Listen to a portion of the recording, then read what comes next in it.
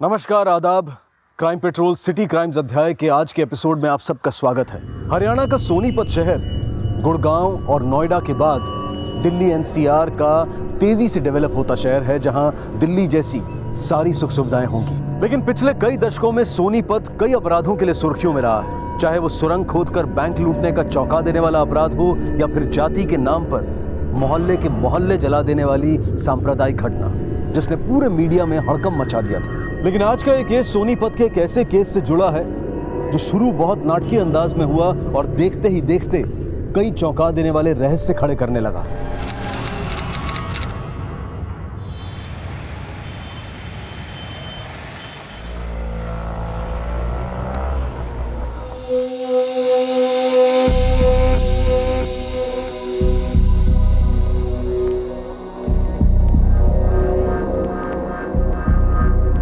खेड़ा साहब। कैलाश बसरा जी, आप फिर आ गए? अब क्या बात हो गई? खेड़ा साहब, वो कल्याणपुर मार्केट से हमारी गाड़ी चोरी हो गई और हमें लगता है ये उसी आदमी का काम है जो कई दिनों से हमारा पीछा कर रहा है। खेड़ा साहब, प्लीज हमारी मदद कीजिए। मैं जो कह रहा हूं बिल्कुल सच कह रहा हूं।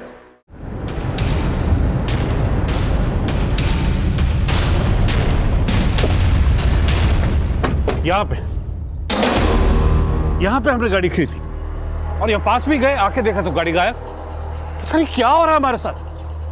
सब जगह देख लिया। अच्छा बसरा जी, हाँ आपकी गाड़ी गोल्डन कलर की है ना? हाँ HR XX107M जी, हो रही है आपकी गाड़ी।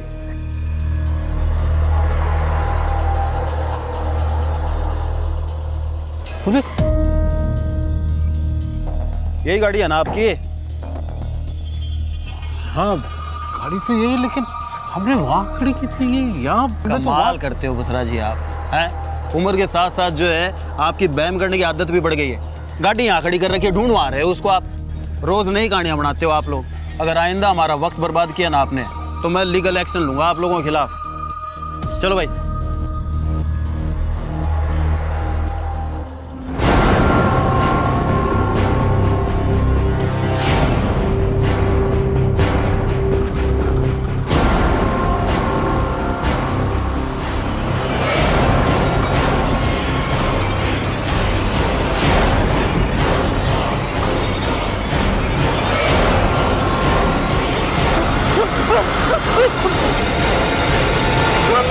रितेश! क्या हुआ?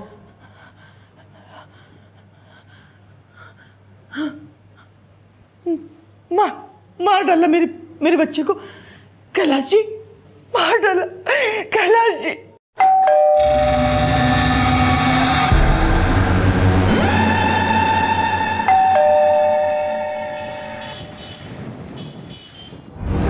हाँ कैलाश जी, तो बोलिए क्यों मिलना चाहते थे आप मुझसे? मेरे बेटे रितेश का मर्डर हुआ है। मेरी वाइफ ने खुद सपने में देखा है। सपने में? हाँ साहब, मुझे रोज सपना आता है और सपने में मेरा बेटा भागता रहता है और मुझे आवाज देता है, कहता है नहीं मारा है साहब। एसपी साहब, हम उसे फांसी पे चढ़वाना चाहते हैं। कैलाश जी, आपकी बीवी के सपने और आपके लगने से कोई आरोपी साबित नहीं हो जाते। लेकिन सच यही है साहब कि मानसी एक बहुत ही चालाक औरत है। 12 जून की सुबह उसने फोन किया।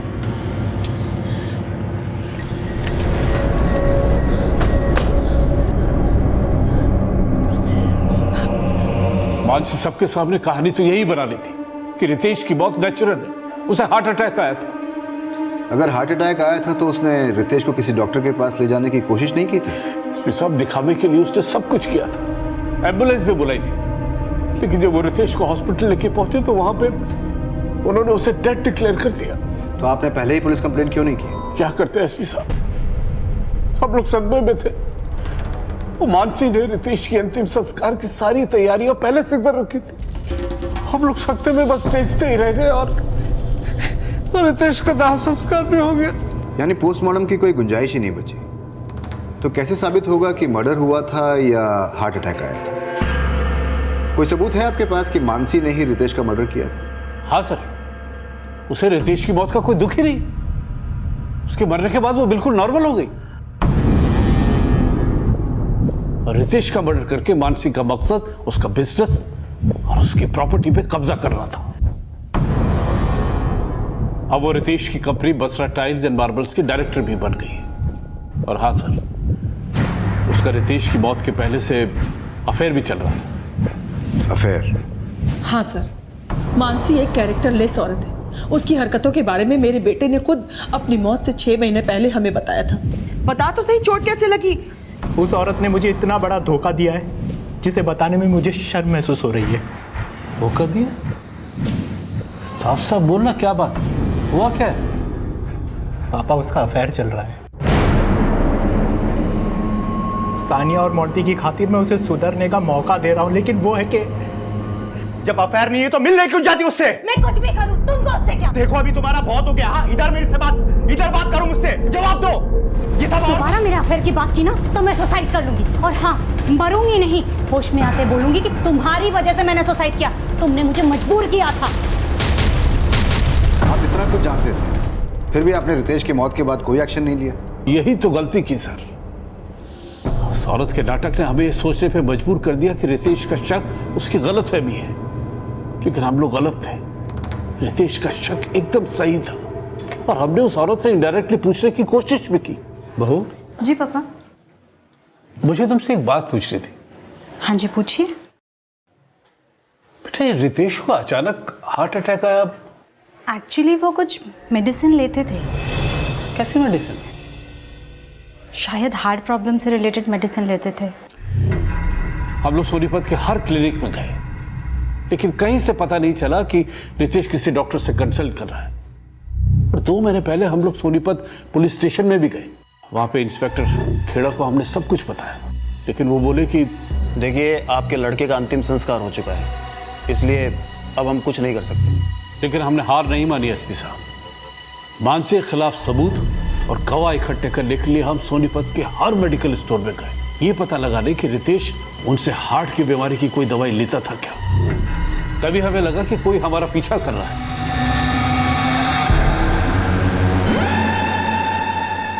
और कल जब हम कल्याण नगर मार्केट में गए तो हमारी किसी ने गाड़ी चुरा ली।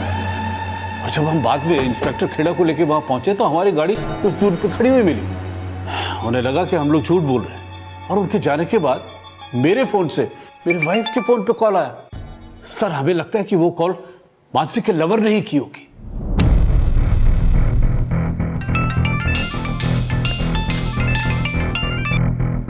हेलो। मानसी बसरा बोल रही हैं? हाँ जी, बोल रही हूँ। आप कौन? एसपी धर्म यादव, आपसे मिलना है।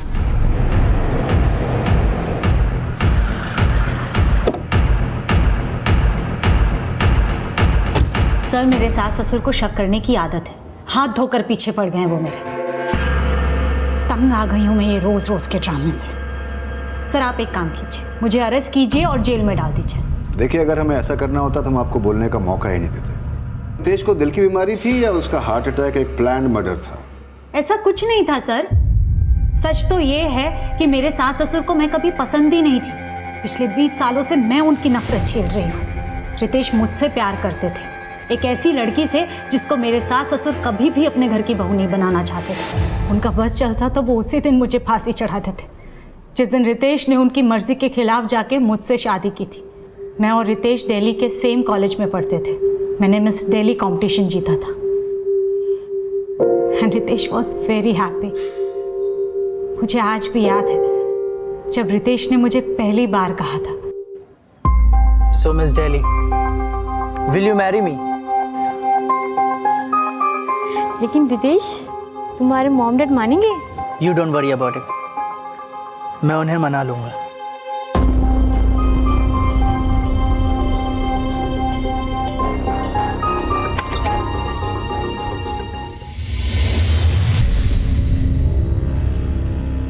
बेटे की जिद के आगे वो झुक तो गए, लेकिन कभी वो मुझे दिल से अपना ही नहीं पाए। मेरी कास्ट अलग थी, मेरा ब्यूटी क्वीन होना उन्हें बिल्कुल पसंद नहीं था। वो कभी मेरे पहनावे को लेके टोकते तो कभी मेरी सोच को। मैंने अपने सपने, अपने एम्बिशंस को भी छोड़ दिया था उनकी खुशी के लिए, लेकिन फिर भी वो मुझे दिल से अपना नहीं पाए। यहाँ तक कि मुझे और रितेश को अलग करने के लिए उन्होंने हमारे बीच मिसअंडरस्टैंडिंग क्रिएट करने की कोशिश की, लेकिन रितेश ने हमेशा मुझे सपोर्ट किया। और शादी के कुछ टाइम बाद ही उन्होंने मुझे अपने टाइल्स बिजनेस में भी इन्वॉल्व कर लिया। हम दोनों ने मिलकर हमारा बिजनेस खड़ा किया। जल्द ही मार्केट में हमारी कंपनी की अच्छी गुडविल बन गई। मैं Basra tiles and marbles company की बोर्ड मेंबर बन गई थी। ये बात भी मेरे सास ससुर को पसंद नहीं आई और एक दिन वो हमसे नाराज होकर घर छोड़कर गन्नौर जाके रहने लगे। वो मुझे तो क्या, रितेश को भी कभी समझ नहीं पाए। मोंटी और सानिया के होने के बाद भी वो हमारे साथ आके नहीं रहे। और अब रितेश। लेकिन रितेश की मौत से 6 महीने पहले रितेश ने उन्हें बताया था कि आपका किसी से अफेयर था। मानसी एक कैरेक्टरलेस औरत है। उसकी हरकतों के बारे में मेरे बेटे ने खुद अपनी मौत से 6 महीने पहले हमें बताया था। और इस बात को लेकर आप दोनों के बीच में झगड़ा भी हुआ। आपने रितेश को सुसाइड करने की धमकी दी थी, ब्लैकमेल किया था और एक फोटो फ्रेम से रितेश के सर पे वार भी किया। सर ऐसा कुछ नहीं हुआ था, मेरा कोई अफेयर नहीं है। सर हमारी बिजनेस को लेकर के एक मामूली सी आर्ग्यूमेंट हुई थी और उसी में रितेश को चोट लग गई थी। रितेश मुझसे बात तो करो, अगर डील मैंने कर ली तो प्रॉब्लम क्या हो गई? डील कर ली, मुझसे पूछा भी नहीं, मुझे बताया भी नहीं। अरे बाबा मैंने तुम्हें कॉल किया था लेकिन तुम्हारा नंबर स्विच ऑफ आ रहा था। स्विच ऑफ आ रहा था तो तुम दोबारा कॉल कर सकती थी। अरे मैंने तुम्हें अरे बॉस कौन है? सर मेरे सास ससुर ये सब मनगढ़ंत कहानी बनाकर, बात का बतंगड़ बनाकर आपको बता रहे हैं। और आपके सास ससुर बोल रहे हैं कि आपको रितेश की मौत का जरा भी दुख नहीं है। रितेश की मौत के बाद उसका जमीन, जायदाद, बिजनेस सब आपने हथिया लिया और आप उसके बिजनेस को बहुत खुशी खुशी संभाल रही है। सर मेरा दुख मैं जानती हूँ। मेरे बच्चों के फ्यूचर के लिए अपना दुख भूलकर मैं काम में बिजी हो गई हूँ। इसका मतलब ये नहीं है कि मुझे रितेश की मौत से फर्क नहीं पड़ा है। पर रितेश के पेरेंट्स का कहना है कि आपने 12 जून की सुबह रितेश का मर्डर किया था। सर 12 जून की सुबह तो मैं सो रही थी और अचानक से लैंप गिरने की आवाज से मैं उठी। रितेश, रितेश, रितेश क्या हो रहा है आपको? रितेश, रितेश, सानिया! सर रितेश को हार्ट अटैक ही आया था। हार्ट अटैक आया था या हार्ट अटैक दिया गया था? दिया गया था मतलब? सच क्या है शायद आप अच्छी तरह जानती हैं और अब ये सच आपके सास ससुर भी अच्छी तरह जान चुके हैं। सर हमें लगता है कि वो कॉल मानसी के लवर ने ही की होगी और उसके साथ मिलकर ही उसने हमारे बेटे को मारा होगा। और ये राज हमें कल रात ही पता चल गया। कल रात? ऐसा क्या पता चल गया आपको? सर कल रात एक मेडिकल स्टोर का मालिक मनोज हमसे हमारे घर मिलने आया था। उस मेडिकल स्टोर वाले ने उन्हें बताया कि आप किसी आदमी के साथ उसके मेडिकल स्टोर पर गई थी वो स्टेरॉइड लेने के लिए, जिसके ओवरडोज से किसी को भी हार्ट अटैक आ सकता है। नहीं सर ये सब झूठ है। मेरे सास ससुर मुझे फंसाने के हथकंडे अपना रहे हैं और उन्होंने ही उस मेडिकल स्टोर वाले को झूठ बोलने के पैसे दिए होंगे। वो मुझे जेल भेजकर रितेश की प्रॉपर्टी और बिजनेस पर कब्जा करना चाहते हैं और उन्होंने अपनी नीयत मुझे पहले ही दिखा दी थी। मानसी? जी पापा। बेटा रितेश ने अपना बिजनेस शुरू करने के लिए मुझसे 50 लाख रुपए उधार लिया था। अब वो तो रहा नहीं, सोच रहा हूँ बिजनेस मैं टेक ओवर कर लूँ। जब मोटी 18 साल लेकिन पापा उन्होंने तो कभी मुझसे ऐसा नहीं कहा कि उन्होंने आपसे कुछ पैसे लिए हैं। तो मैं क्या झूठ बोल रहा हूँ? नहीं पापा मेरा कहने का वो मतलब नहीं था। मैं बिजनेस संभाल रही हूँ और आपको इनके बिजनेस की कोई तुम क्या संभाल रही हो मुझे अच्छी तरह पता है। तुम अपने बच्चों को संभालो, बिजनेस मैं देखूंगा।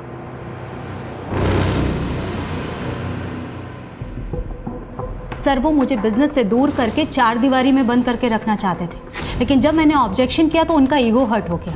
वो ये सब बेबुनियादी आरोप लगा रहे हैं मुझे।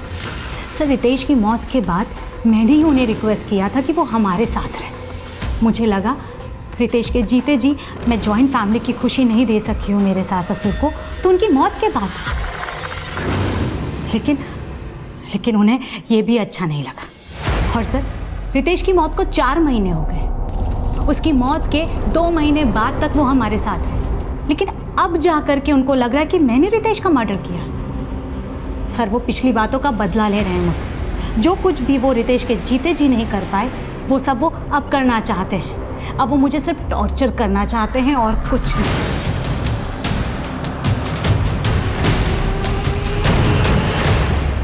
बहुत चालाक औरत है, कहीं ऐसा ना हो कि हमारे खिलाफ पुलिस को भड़का दे।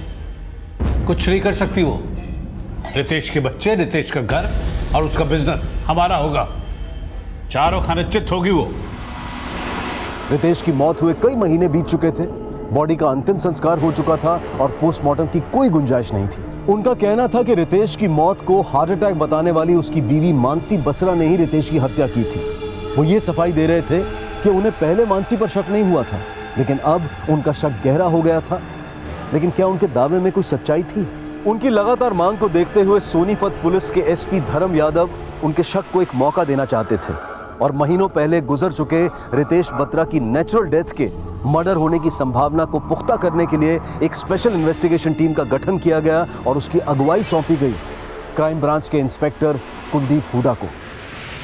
सर, ना मैं रितेश बसरा को जानता हूँ ना मानसी बसरा को, लेकिन जब उनके पेरेंट्स मेरी शॉप पर आए और उन्होंने पूछा कि रितेश बसरा हमसे हार्ट से रिलेटेड दवाइयाँ लेता है क्या, तो मैंने उन्हें मना कर दिया। लेकिन जब वो चले गए तो मेरा एम्प्लॉय मेरे पास आया और उसने मुझे बताया। सर, वो तो रितेश बसरा की फ़ोटो थी ना? रितेश बसरा को? बसरा टाइल्स एंड मार्बल का मालिक जो है वो आई थी हमारी दुकान पे, आपको याद है? सर, उसके ऐसा कहते ही मैंने नेट पे रितेश बसरा के बारे में सर्च किया तो मुझे पता चला कि उसकी डेथ तो काफ़ी दिनों पहले हो चुकी है। और सर, मैंने नेट पे जब फिर से मानसी बसरा का फोटो देखा तो मुझे याद आया कि मानसी बसरा हमारे शॉप पर आ चुकी है किसी और आदमी के साथ। जानते हो मानसी बसरा का क्या कहना है? उसका तुम्हारे बारे में यह कहना है कि उसने तुम्हारी दुकान से स्टेरॉइड्स खरीदे ही नहीं, बल्कि उसका तो यह भी कहना है कि तुम्हें यह बयान देने के लिए रितेश के पेरेंट्स ने पैसे दिए। सर, मैंने किसी से पैसे नहीं लिया सर, उल्टा उनके पेरेंट्स की एक बात तो मुझे खुद अजीब लगी। कौन सी बात?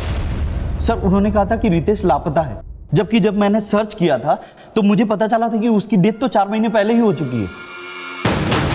रितेश के पेरेंट्स ने तुमसे यह कहा कि रितेश लापता है? जी सर, यही तो बताया था उन्होंने। दरअसल में हमारा बेटा 2 महीने से लापता है, कहीं मिल नहीं रहा। रितेश के माता पिता ने पुलिस से कहा था कि रितेश को हार्ट अटैक नहीं आया था, बल्कि उसकी बीवी मानसी ने ही उसका मर्डर किया था। लेकिन उस मेडिकल स्टोर वाले को वो ये क्यों बोल रहे थे कि रितेश लापता है? उन्होंने पुलिस को बताया कि वो सोनीपत के हर मेडिकल स्टोर पर यह पता करने की कोशिश कर रहे थे कि क्या रितेश उनके पास दिल की बीमारी की कोई दवा लेने आता था या नहीं। लेकिन जब बाकी मेडिकल स्टोर्स पर पूछताछ की गई तो रितेश के माता पिता की भूमिका सवालों के घेरे में आ गई। हाँ सर, ये दो यहाँ आए। ये हमारा बेटा है रितेश, इसे दिल की बीमारी है। इसने कभी कोई दवाई खरीदी आपसे? नहीं अंकल, लेकिन आप ये सब क्यों पूछ रहे हैं? दरअसल में हमारा बेटा 2 महीने से लापता है, कहीं मिल नहीं रहा। उन्होंने तुमसे ये बोला उनका बेटा रितेश मिल नहीं रहा है, या ये बोला था कि उसके बेटे की हत्या हो गई है? हत्या नहीं सर, ऐसा तो उन्होंने कुछ नहीं कहा। सर, कैलाश बसरा और पम्मी बसरा के कई झूठ हमारे सामने आए। कभी कहते थे गाड़ी चोरी हो गई है, कभी कहते थे मोबाइल चोरी हो गया। वो लोग आपके पास सबसे पहले कब आए थे? सर, ये कोई 2 महीने पहले आए थे वो, और वो ये कह रहे थे कि उनके लड़के रितेश का खून जो है वो उनकी बहू मानसी बसरा ने किया है। तो आपने क्या एक्शन लिया? सर, एक्शन लेने का तो कोई सवाल ही नहीं उठता, क्योंकि जब वो यहाँ आए थे उससे 4 महीने पहले तो लाश का दाह संस्कार हो गया था, तो सबूत तो कोई बचा ही नहीं था, तो फिर एक्शन कैसे लेते? और सर, एक दिन यहाँ आके कहने लगे कि उनकी बहू मानसी अपने लवर से उन्हें मरवाना चाहती है।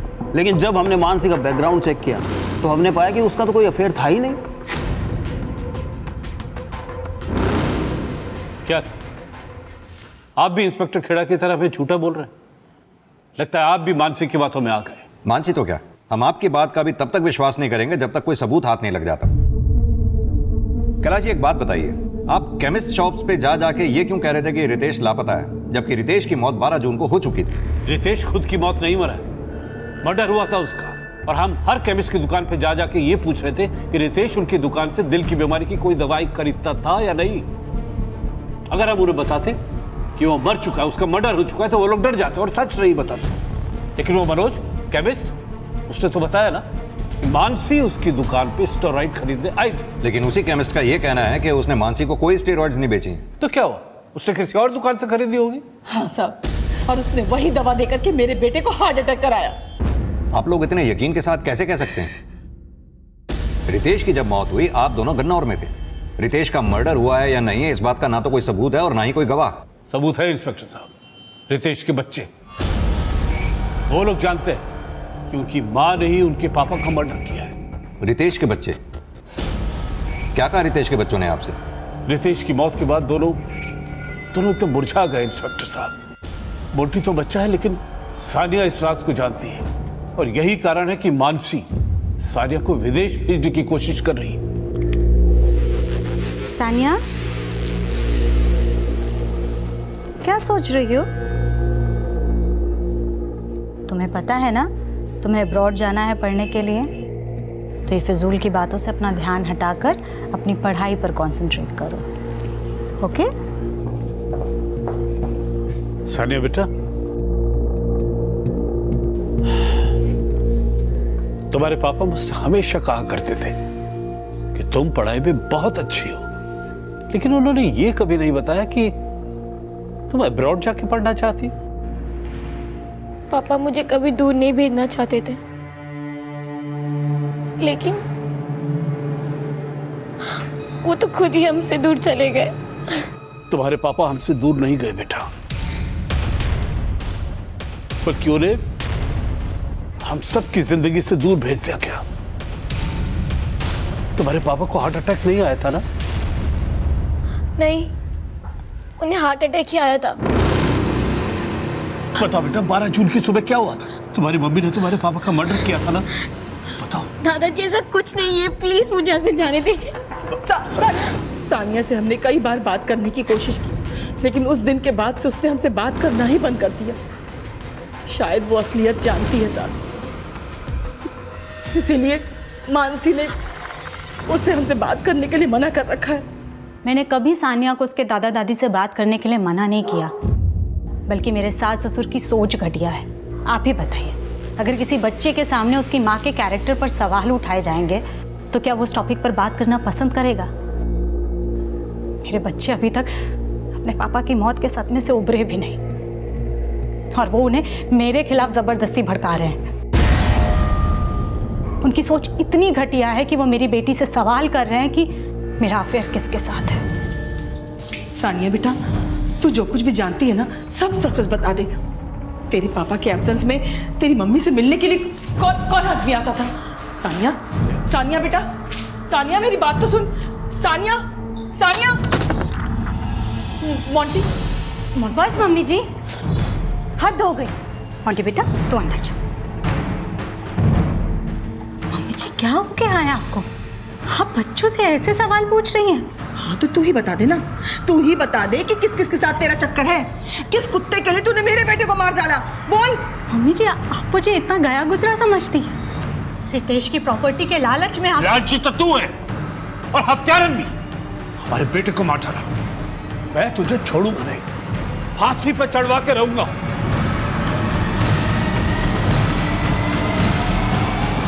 उसके बाद वो हमारे नेबर्स और कंपनी एम्प्लॉय से अजीब अजीब तरह के उल्टे उल्टे सवाल कर रहे थे कि मेरा अफेयर किसके साथ है, लेकिन उन्हें कुछ हासिल नहीं हुआ क्योंकि वो झूठ को सच साबित करने की कोशिश कर रहे थे। लेकिन वो केमिस्ट तो अभी भी अपने बयान पे कायम है। उसका कहना है कि आपने उसकी दुकान से स्टेरॉइड्स खरीदने की कोशिश की थी। उसका तो ये भी कहना है कि उस वक्त आपके साथ एक आदमी भी था। वहीं रितेश के पेरेंट्स को शक है कि आपका किसी के साथ अफेयर था। उनको कोई आदमी फॉलो कर रहा है जिसने उन्हें थ्रेट कॉल दी। उनका ये भी मानना है कि आपके लवर ने उनको जान से मारने की कोशिश की क्योंकि वो आपके खिलाफ सबूत इकट्ठा कर रहे थे। ये सब झूठ है, बल्कि सच तो ये है कि कोई मेरा पीछा कर रहा है।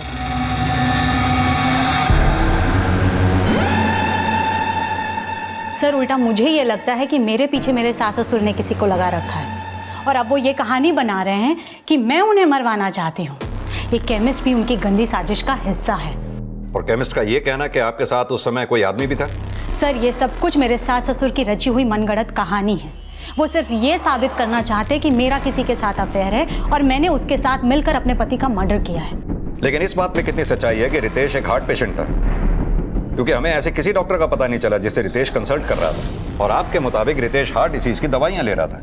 हाँ सर, रितेश हार्ट से रिलेटेड प्रॉब्लम की दवाइयां ले रहे थे, लेकिन ये स्टेरॉइड का रितेश के हार्ट अटैक से क्या कनेक्शन है? और सर मैं तो उस वक्त सो रही थी जब रितेश को हार्ट अटैक आया। रितेश, रितेश, रितेश क्या हो रहा है आपको? रितेश, सानिया, सानिया, सानिया, सानिया जल्दी आ, तेरे पापा को कुछ हो गया। सानिया,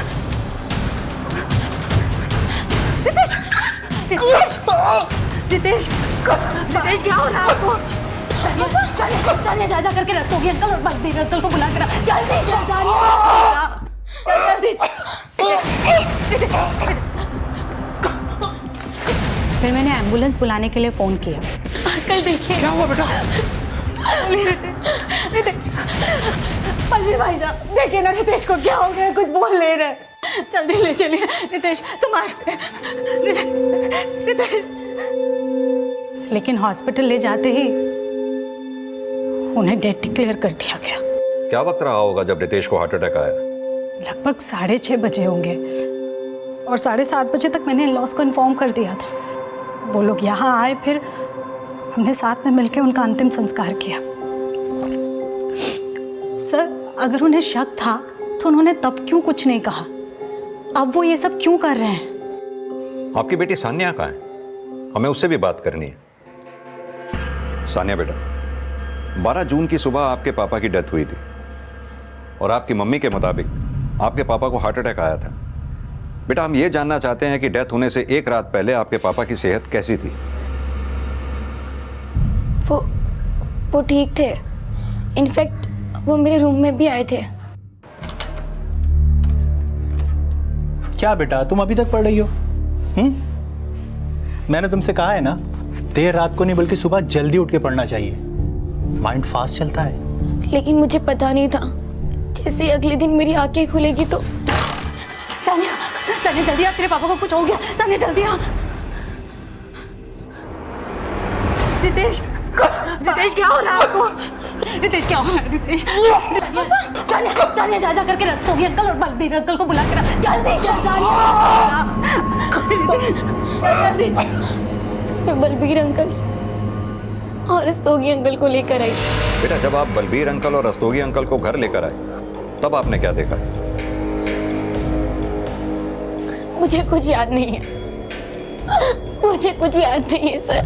सानिया ने जैसे ही बोला कि रितेश को हार्ट अटैक आया, और सर जब हम वहाँ गए मानसी तब तक एम्बुलेंस बुला चुकी थी। अच्छा, जब आप दोनों घर में गए तो रितेश की हालत कैसी थी? मतलब ऐसा कुछ देखा कि रितेश दर्द से तड़प रहा हो? अंकल देखिए। क्या हुआ बेटा? बलवीर भाई साहब देखिए ना, रितेश को क्या हो गया, कुछ बोल नहीं रहे। शायद हार्ट अटैक आया इन्हें।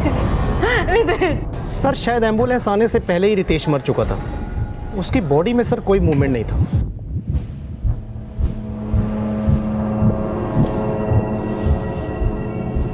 रितेश जब बाथरूम से निकला तो उसकी छाती में दर्द हो रहा था।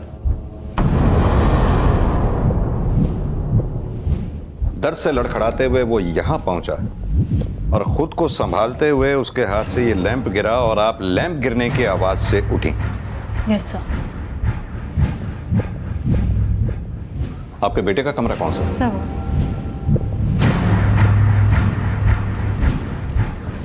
आप प्लीज यहीं रुकिए।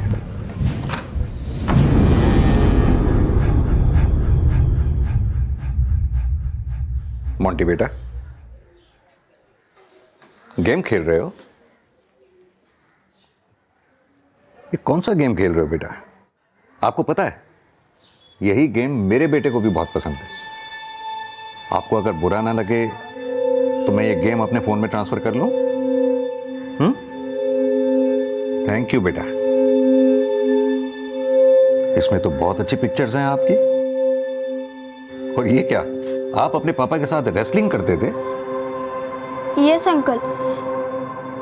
सर, रितेश के पोस्टमार्टम रिपोर्ट के एब्सेंस में यह साबित करना वाकई बहुत मुश्किल है कि उसकी मौत नेचुरल हुई थी या फिर उसका मर्डर हुआ था। जिस थ्रेट कॉल की बात रितेश के फादर कर रहे थे वो उन्हीं के फोन से उनकी वाइफ के नंबर पे किया गया था। अब उन्हें थ्रेट कॉल मिली भी थी या नहीं, इस बात का कोई प्रूफ नहीं है हमारे पास। और ना ही सर इस बात का कोई प्रूफ है हमारे पास कि रितेश के फादर की गाड़ी को चुराने की कोई कोशिश भी की गई थी। यही गाड़ी है ना आपकी? ये सब हकीकत है या कहानियां? हमें इन सभी एंगल्स को अच्छे से इन्वेस्टिगेट करना है। सर, अजीत, तो मानसी और उसके सास ससुर के कॉल डिटेल्स और सारी एक्टिविटीज चेक करो। पता करो क्या रितेश को वाकई हार्ट प्रॉब्लम थी? सर। विक्रम, तो मानसी के ऑफिस जाकर सबसे अच्छी तरह से पूछताछ करो। सर। संजीव जी, आप बसरा टाइल्स के सीईओ हैं। कितना टाइम हो गया आपको बसरा टाइल्स के साथ काम करते हुए? करीबन 7 साल सर। इतने टाइम से आप बसरा के साथ काम कर रहे हैं, क्या आप बता सकते हैं कि रितेश बसरा की किसी से कोई दुश्मनी, बिजनेस राइवलरी या फिर किसी के साथ कोई पर्सनल इश्यू? नहीं सर, जहाँ तक मेरा नॉलेज है ऐसा तो कुछ भी नहीं था। अच्छा, ये बताइए कि रितेश बसरा के अपनी वाइफ मानसी के साथ किस तरीके के डिफरेंसेस थे? बिजनेस को लेकर उनका विजन एक जैसा ही था। In fact company was doing very well under their guidance. उनको देखकर ऐसा लगता ही नहीं था कि उनका कोई पर्सनल इश्यू हो। और ये रितेश के पेरेंट्स, उनके बारे में क्या जानते हैं आप? ज़्यादा तो कुछ नहीं, लेकिन हाँ, कुछ टाइम पहले रितेश जी के फादर यहाँ आके हमारे स्टाफ और मुझसे कुछ अजीब से सवाल पूछ रहे थे। सबको पूछ रहे थे कि मानसी बसरा का किससे अफेयर है। सर वो काफ़ी अनाप शनाप बोल रहे थे। मुझे लगा था कि शायद उन्हें कोई मेंटल प्रॉब्लम है। लेकिन हमने सुना कि रितेश को हार्ट प्रॉब्लम था, क्या ये सच है? नहीं सर, रितेश जी को कोई हार्ट प्रॉब्लम नहीं थी। अगर ऐसा कुछ होता तो वो मुझे ज़रूर बताते। अगर उसे कोई हार्ट प्रॉब्लम नहीं थी तो फिर उसे हार्ट अटैक आया क्यों? सर ये बताना तो थोड़ा मुश्किल है सर। आज के दौर में किसी को भी अचानक से कोई भी प्रॉब्लम हो जाती है। और वैसे भी रितेश जी को काफ़ी काम का लोड है, काफ़ी स्ट्रेस लेते थे वो। तो आपको क्या लगता है इसी प्रेशर की वजह से रितेश को हार्ट अटैक आया था? हार्ट अटैक तो अब तुझे आएगा जब जेल में पुलिस वाले तेरे गाल लाल करेंगे। पापा जी, आप ये सब जो कुछ कर रहे हैं इससे आपको कुछ हासिल नहीं होने वाला। क्यों आप अपने मरे हुए बेटे की मौत का तमाशा बना रहे हैं? यार घुमाए तू और तमाशा हम बना रहे हैं। हाँ इनफ मम्मी जी, ज्यादा इनफ उनफ ना कर। अरे बड़ी आई मिस दिल्ली, मैं तुझे मिस जहन्नम बना दूंगी। मेरे बेटे को खा गई उल्टा कहीं की। हद।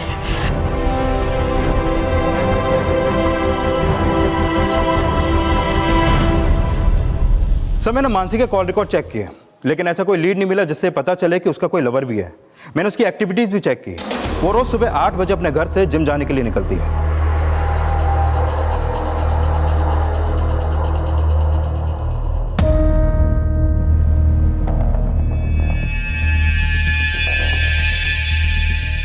सर मेरी मानसी के जिम ट्रेनर से भी बात हुई। सर वो सुबह 8 बजे के करीब आती थी और 1-1.5 घंटे में वर्कआउट करके निकल जाती थी।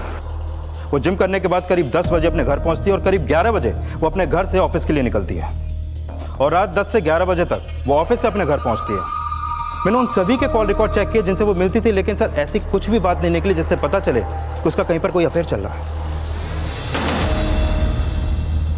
कहते हैं कि किसी किताब के सिर्फ कवर को देखकर पूरी किताब को जज करना सही नहीं होता है, लेकिन पुलिस लगातार मानसी बसरा की जिंदगी से जुड़े कई पन्ने पलट पलट कर देख रही थी, लेकिन अभी तक उन्हें वो पन्ना नहीं मिला था जिसके आधार पर रितेश के माता पिता ने मानसी के चरित्रहीन होने की कहानी पुलिस को सुनाई थी।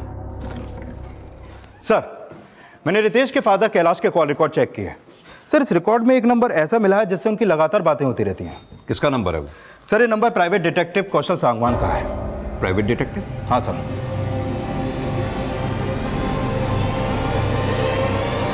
सर उल्टा मुझे ये लगता है कि मेरे पीछे मेरे सास ससुर ने किसी को लगा रखा है और अब वो ये कहानी बना रहे हैं कि मैं उन्हें मरवाना चाहती हूँ।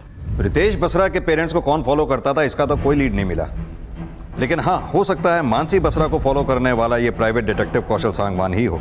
सर कहीं ऐसा तो नहीं कि रितेश के पेरेंट्स की कार का चोरी होना,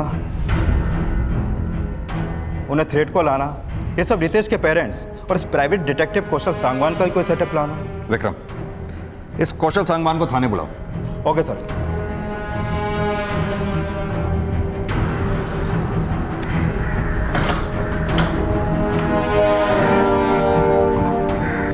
सर कैलाश बसरा जी ने मुझे हायर किया था ताकि मैं उनके बेटे रितेश बसरा के मर्डर के एविडेंस कलेक्ट कर सकूं, क्योंकि सर बिना एविडेंस के तो आप लोग भी कोई एक्शन नहीं ले रहे थे। तो फिर आपने क्या एक्शन लिया मिस्टर कौशल सांगवान? सर मैं ये पता लगाने की कोशिश कर रहा था कि मानसी बसरा का किसी से अफेयर। तो तुम मानसी बसरा को लगातार फॉलो कर रहे थे? जी सर।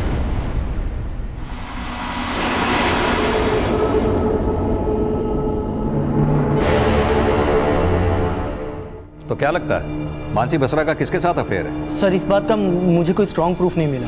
और वो कौन है जो तुम्हारे क्लाइंट रितेश के पेरेंट्स को फॉलो किया करता था, थ्रेट कॉल देता था?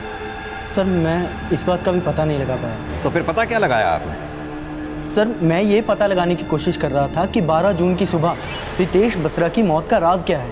सर मैंने 11 जून की रात से लेकर 12 जून की सुबह तक उसके घर के आसपास होने वाली हर एक्टिविटी को चेक किया। सर कल्याण नगर में एक लड़का है जो रोज सुबह 5:30 बजे अखबार डालने आता है।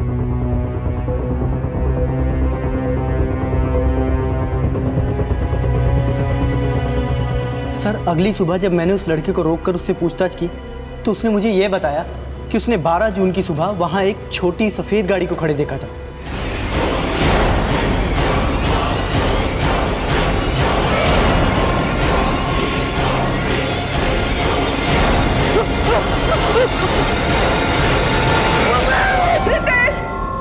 तो इस सफेद गाड़ी का वहम आपने डाला था रितेश की मां के मन में, जिसके बाद से उन्हें रोज सपना आता है कि उनके बेटे रितेश का मर्डर हुआ था। सपना? सर इस बारे में मैं कुछ नहीं जानता। लेकिन रितेश के पेरेंट्स ने खुद हमें इस सपने के बारे में बताया था। सर ये एक मां के अंदर की आवाज है सर, कोई भ्रम नहीं है। हमारे बेटे रितेश का सचमुच में मर्डर हुआ है सर। लेकिन ये मर्डर सपने में हुआ या हकीकत में? हकीकत क्या है ये आप पता लगाइए, लेकिन हमें पक्का यकीन है कि हमारे रितेश को उस मानसी नहीं मारा है। तो आपको भी यही लगता है कि रितेश बसरा का मर्डर उसकी वाइफ मानसी बसरा ने किया था? देखिए सर, मैंने जितना पता लगाया था मैंने आप लोगों को बता दिया है। बाकी का सच आप लोग खुद पता लगा सकते हैं। ठीक है, जा सकते हैं आप, लेकिन जाने से पहले उस लड़के का कॉन्टैक्ट नंबर हमें दीजिए जिसने आपको उस सफेद रंग की गाड़ी के बारे में बताया था। जी सर। विक्रम। साहब मैं झूठ नहीं बोल रहा, माता रानी कसम साहब, 12 जून की सुबह करीब 5:30 बजे मैंने साहब उधर एक सफ़ेद कलर की छोटी गाड़ी देखी साहब। याददाश्त बड़ी तेज है तेरी, डेट और टाइम सब याद है। कहीं ऐसा तो नहीं तेरी इस याद को ताज़ा रखने के लिए उस डिटेक्टिव कौशल सांगवान ने तुझे बादाम खिलाए?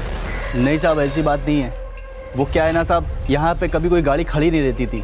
उस दिन साहब यहाँ पे एक गाड़ी खड़ी देखी तो याद रह गया साहब। उस गाड़ी का नंबर तो याद होगा? नहीं साहब नंबर तो याद नहीं है, पर सफ़ेद कलर की छोटी गाड़ी थी साहब, वो याद है। उस गाड़ी में कोई बैठा हुआ था? नहीं साहब, गाड़ी साहब बहुत दूर थी साहब, इसलिए कुछ दिखा नहीं साहब। यानी कि तुझे जितना बताने को कहा गया उतना ही तुझे याद है। अजीत सर, इसकी बाकी की सारी डिटेल्स ले लो। सर। विक्रम, अगर इस अखबार वाले की बात को सच मान लिया जाए तो क्या वाकई 12 जून की सुबह कोई सफेद रंग की गाड़ी आई थी जिसमें से निकल के कोई रितेश के घर गया होगा? सर मानसी ने बोला था कि उसकी आंख तब खुली जब रितेश को हार्ट अटैक आया था। ऐसे भी तो हो सकता है कि किलर मानसी का लवर नहीं कोई और है जो सफेद गाड़ी से रितेश के घर पर आया और किसी और मोटिव से रितेश का मर्डर किया। लेकिन मानसी ने तो कहा था कि रितेश की मौत हार्ट अटैक की वजह से हुई थी।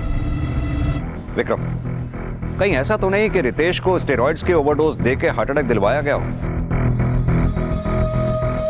उस केमिस्ट ने भी तो कहा था कि मानसी उसकी दुकान पे किसी आदमी के साथ स्टेरॉइड्स खरीदने के लिए आई थी। लेकिन सर उस शॉप वाले ने स्टेरॉइड दिया नहीं था और मानसी ने माना नहीं है कि वो उस शॉप पर गई थी। एक काम करो, आसपास के लोगों से अच्छी तरह से पूछताछ करो, पता करो क्या वो सफेद रंग की गाड़ी अक्सर यहाँ आया जाया करती थी।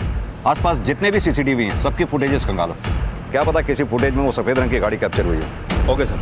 क्या वाकई मानसी ने स्टेरॉइड्स खरीदने की कोशिश की थी, या फिर उस मेडिकल स्टोर ओनर का बयान रितेश के माता पिता और उनके प्राइवेट डिटेक्टिव कौशल सांगवान की कोई साजिश थी? रितेश के माता पिता को जो कॉल किया गया था, क्या वो सच्चा था या फिर साजिश? इस केस में ऐसे कई सवाल थे जिनके जवाब पुख्ता नहीं थे, लेकिन जल्द ही पुलिस को एक ऐसी लीड मिली जिसने इस केस को एक नई दिशा दे दी। सर, मैंने कल्याण नगर एरिया के 11 और 12 जून के सीसीटीवी फुटेज चेक किए जिनमें 15 वाइट छोटी गाड़ियां कैप्चर हुई हैं और मैंने हर गाड़ी का रजिस्ट्रेशन नंबर चेक किया सर। सर इन 15 गाड़ियों में से एक गाड़ी संधू कोहली के नाम पर रजिस्टर्ड हुई है। संधू कोहली? हाँ सर, वही लोकल गुंडा जिसके खिलाफ पहले भी कई शिकायतें दर्ज हुई हैं और अभी इसका फोन भी बंद है।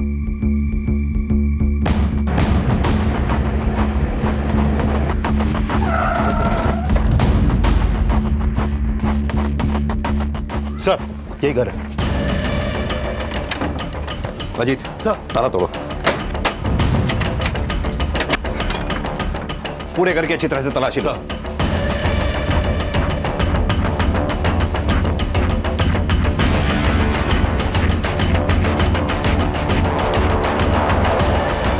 एक मिनट।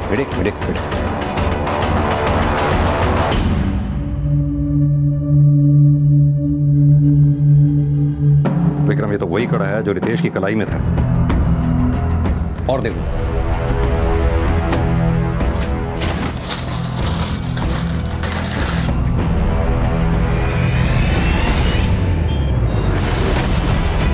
नहीं सर, हम इस आदमी को नहीं जानते। लेकिन इसके घर से ये स्टेरॉइड्स मिला है जिस पर आपके हॉस्पिटल का लेबल। यस सर, ये हमारे हॉस्पिटल का है, मैं चेक करता हूँ।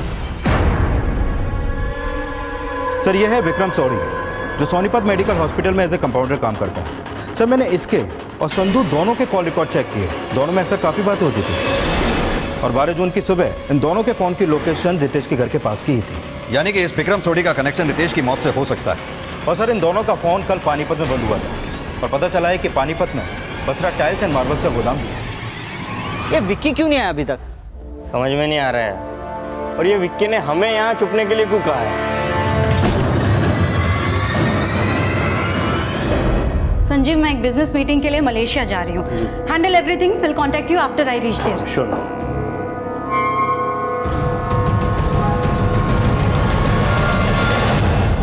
हाँ तो मानसी जी, तुम्हारे जिम ट्रेनर से ही मिलके आ रहा हूं मैं। मानसी जी, अब सारी कहानी मैं ही सुनाऊंगा या तुम भी कुछ बोलोगी?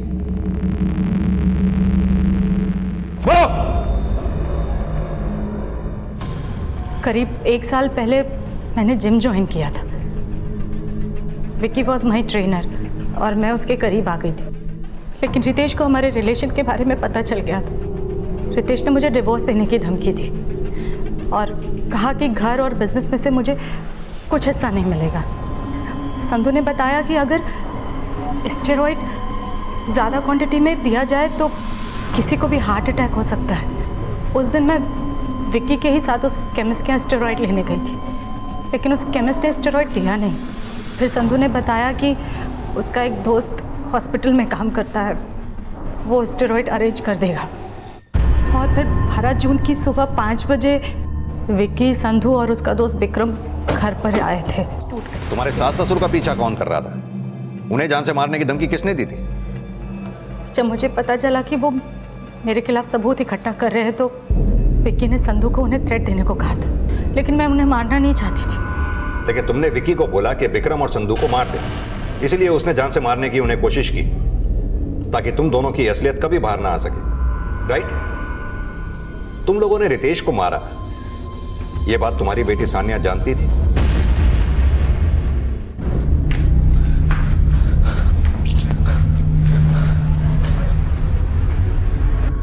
पापा,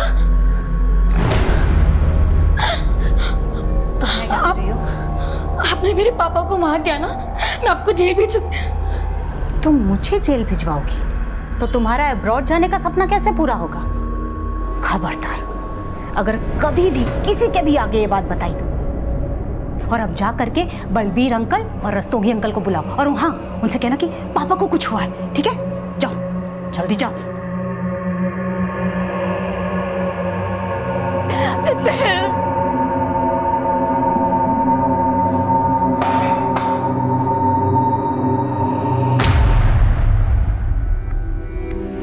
मानसी और विक्की ने सोचा था कि उनका अपराध कभी सामने नहीं आ पाएगा, लेकिन कहते हैं ना, आप सच को जितना मर्जी दबाने की कोशिश कीजिए, वो एक ना एक दिन सामने आ ही जाता है। देखते हैं हमारे आज के एपिसोड की दूसरी कहानी। 30 विक्टिम्स, 21 लाख की चोरी, 6 एटीएम्स को लूटा गया, 3 व्यक्ति शक के घेरे में।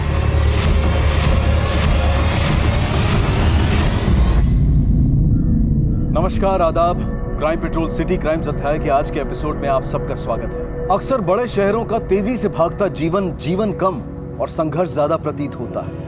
क्लेश और कलह से भरी ये जिंदगी मानो एक तनख्वाह से अगली तनख्वाह तक का एक सफर बनकर रह गई।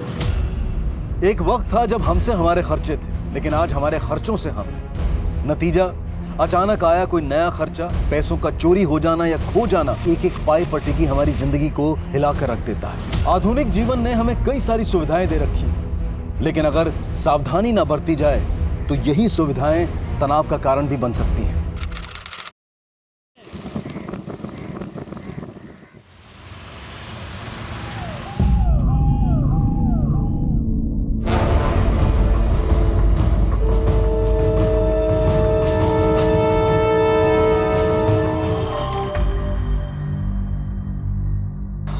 क्या हुआ? अभी के लिए थिंग्स आर अंडर कंट्रोल, पर जितनी जल्दी हो सके ऑपरेट करना होगा। हाँ मैम, ऑपरेट कर दीजिए।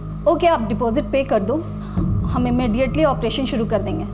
कितना करना पड़ेगा? अभी के लिए एडवांस 50,000 डिपॉजिट करा दीजिए। 50,000? एवढे पैसे कुठून आले? तू काळजी नको, मी करतो काहीतरी, और कुछ भी लगा तो मुझे फोन कर, ठीक है? चिंता मत कर, मैं करता हूँ, काळजी नको, मी आलो। संभाळ।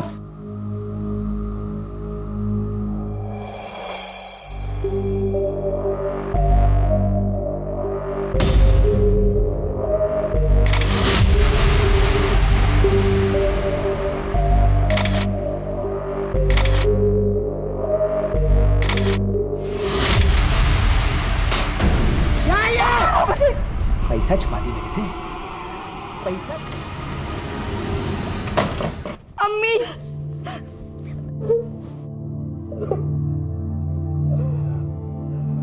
बहुत दर्द हो रहा है।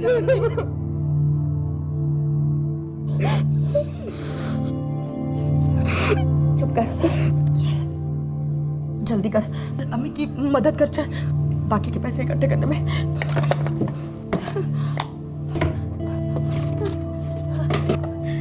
लेकिन अम्मी ये पैसे तो किधर छुपाएगी?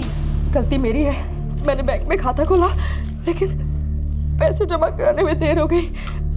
मेरे जैसी अनपढ़ औरत बैंक जा सकती है, तेरे अबू ने सोचा भी नहीं होगा। अभी चाहती हूँ ये सारे पैसे जमा करा देती हूँ और ये कार्ड भी चालू कराती हूँ। हाँ बेटा, तुम जल्दी ठीक हो जाओगे। यहाँ के जो डॉक्टर है ना, बेस्ट हार्ट डॉक्टर है।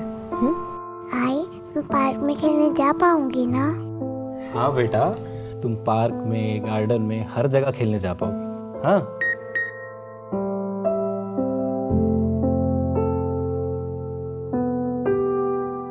आरती, पैसे डिपॉजिट हो गए।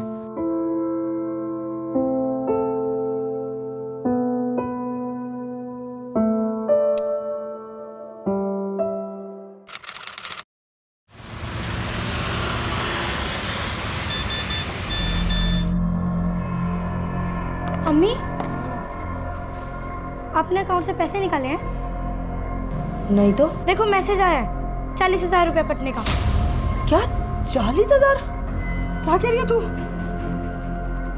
दोबारा चेक कर, क्या कैसे चेक कर इसे? अम्मी मैंने देख लिया है, पैसे कट गए हैं। मेरे सारे पैसे चले गए। या अल्लाह। ऑटो बैलेंस दिखा रहा है। हाँ अरे नहीं, वो ये नेटवर्क का इश्यू होगा, बैलेंस है उसमें।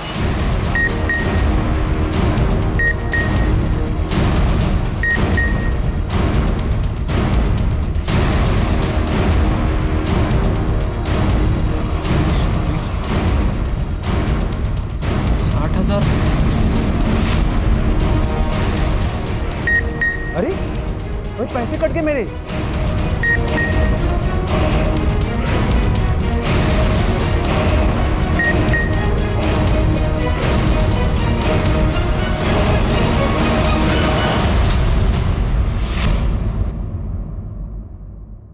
हमारी जानकारी के बगैर या हमारी अनुमति के बगैर जब हमारे बैंक अकाउंट से पैसा निकल जाने की इंफॉर्मेशन हमें मिलती है तो हम वाकई चौंक जाते हैं, सहम जाते हैं, ठगा हुआ महसूस करते हैं। और ऐसा सभी के साथ होता है, चाहे वो कोई गरीब हो और चाहे कितना भी अमीर क्यों ना हो। लेकिन बदकिस्मती से यहाँ ये इंफॉर्मेशन मिल रही थी दो ऐसे लोगों को जो खुद अपनी परेशानियों से घिरे हुए थे, किसी तरह से अपने परिवार की खातिर जूझ रहे थे। लेकिन अब उनकी वो परेशानियां बढ़ने वाली थी। उनके साथ हो रहे कुटिल खिलवाड़ की उन्हें कोई खबर नहीं थी। लेकिन खाता पूरा खाली है सर। वो तो मुझे सिस्टम में दिख रहा है, लेकिन इसमें हमारा कोई फॉल्ट नहीं है। आपने किसी को पासवर्ड दिया है क्या? लिफाफा दिया होगा या कार्ड दिया होगा? देखिए इसमें बैंक कुछ नहीं कर सकते। फिर वही बात, मैं आपको बोल रही हूँ, मैंने किसी को कोई कार्ड नहीं दिया, कोई लिफाफा नहीं दिया, कुछ नहीं बताया किसी को। खाता आपके बैंक में है, आपकी जिम्मेदारी है ये। सर देखिए, आप मेरी बात समझ नहीं रहे। मेरी बच्ची अस्पताल में, वो पैसे मेरे लिए बहुत इंपॉर्टेंट है। ऐसे कैसे कट हो सकते हैं पैसे अकाउंट से? मिस्टर राणे देखिए, पैसे ऐसे ही नहीं निकलते। सिस्टम चेक किया हमने, सिस्टम का कोई फॉल्ट नहीं है। इसका फॉल्ट है ये। किसी ने निकाले हैं ये पैसे आपके अकाउंट से। क्या? पुलिस का मैटर है ये। अब देखिए अगर आपको कंप्लेन लिखाना है तो पुलिस में जाइए आप। सर मेरे अकाउंट से पैसे कट गए, पता ही नहीं चला सर। ये देखिए मैसेज भी आया सर, देखिए। चलिए प्लीज सर कंप्लेंट लिखिए सर। हाँ, मैं पूरा दिन मेरे काम पे ही थी और कार्ड भी मेरे पास ही था, तो ऐसे कैसे मेरे अकाउंट से पैसे कट सकते हैं? मेरे साथ भी ऐसे ही हुआ है मैम, मेरे अकाउंट से भी पैसे कटे हैं। आपने किसी को दिया एटीएम कार्ड? किसी को नहीं दिया सर। एटीएम तो मेरे पास है मैम, और मेरे पैसे निकल गए अकाउंट से। मैं क्या करूँ मैं? सर मेरे घर पे कमाने वाला कोई नहीं है सर। 60,000 रुपए कट गए सर, इकलौता बेटा।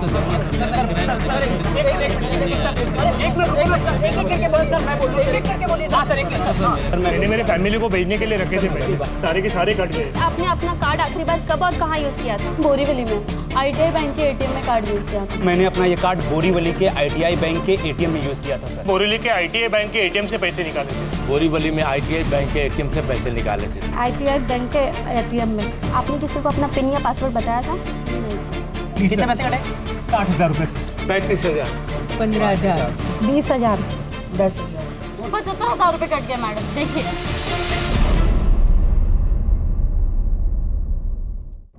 सर अरे सर मुझे घर पे भेजने थे सर 25,000 रुपये। मैं फैमिली के लिए भेजने सर, मेरे माँ बाप। सर मेरे पैसे कट गए सर। कितना कट हुआ है? 60,000 कट गए सर। सर मेरे 20,000 हुए। सर मुझे भी कंप्लेंट लिखानी थी सर। हाँ रुको थोड़ा, इनका होने दो। सर मेरी बच्ची हॉस्पिटल में है सर, प्लीज मेरे पैसे वापस दिला दो सर।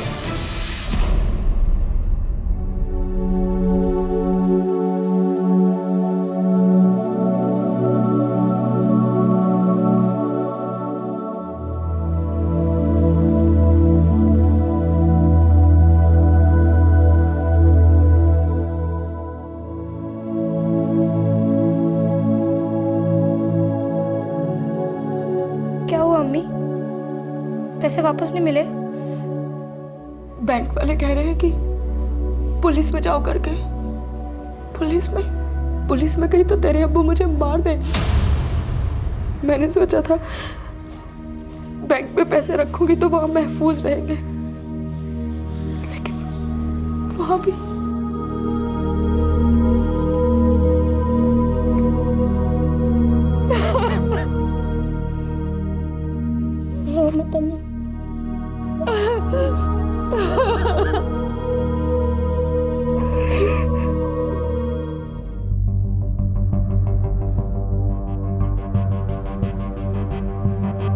दोस्तों से मांग के थक गया था सर मैं, किसी ने मदद नहीं की मेरी। फिर एक दोस्त ने मदद की सर, लेकिन वो भी पैसे चले गए। तुमने अपना कार्ड ATM में आखिरी बार कब और कहाँ यूज किया था? सर कल सुबह बोरीवली के ITI बैंक के ATM से कुछ पैसे निकाले थे मैंने। मेरी बच्ची हार्ट पेशेंट है सर, अगर उसको ऑपरेशन नहीं हुआ तो वो मर जाएगी साहब। सर प्लीज मेरे पैसे वापस दिला दो सर। आप शांत हो जाइए, पानी पीजिए, देखते हैं हम क्या कर सकते हैं। इस केस को हम प्रायोरिटी पे फॉलो करेंगे, आप सबके पैसे मिल जाएंगे, डोंट वरी। चलिए सर।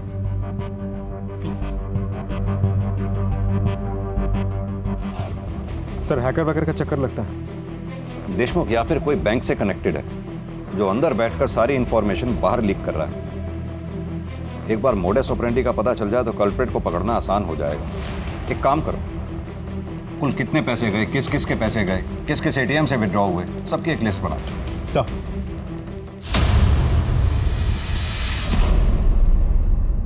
20 से ज्यादा लोगों की शिकायतें दर्ज की गई हैं अब तक।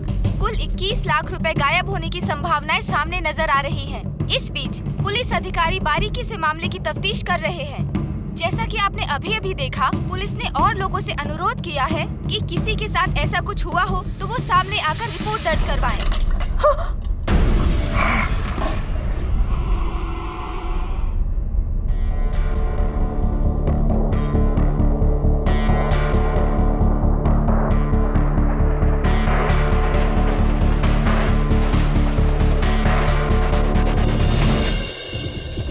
ये सभी विटनेस के स्टेटमेंट। सर इसमें एक चीज कॉमन है, सभी विटनेस ने उस दिन बोरीवली का ITI बैंक का ATM यूज किया था। बोरीवली ITI बैंक, जो एक काम करो, देशमुख को बोलो बोरीवली के ITI बैंक के ATM को फौरन चेक करें, क्विक।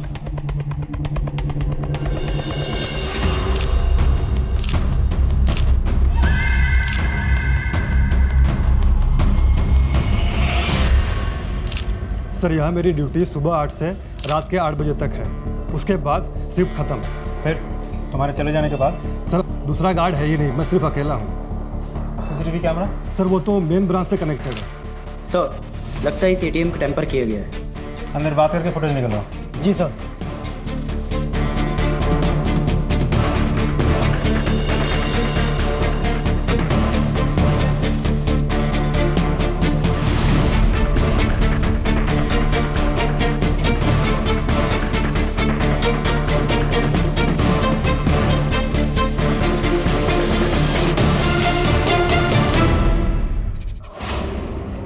बजे के बाद का क्या?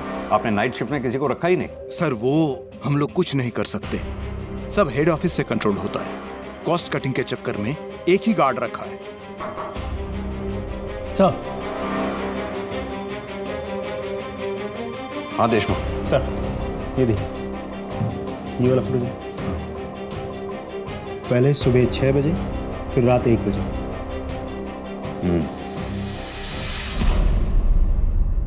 ये देखिए, ये लेटेस्ट मॉडल है और ये बेस्ट फोन है। इनफैक्ट मैं खुद ये फोन खरीदने वाली हूँ। इसका कैमरा डुअल लेंसेस और बहुत अमेजिंग है। इसमें पोर्ट्रेट मोड भी है। बहुत ही अच्छा फोन है। आई एम श्योर आपको पसंद आएगा।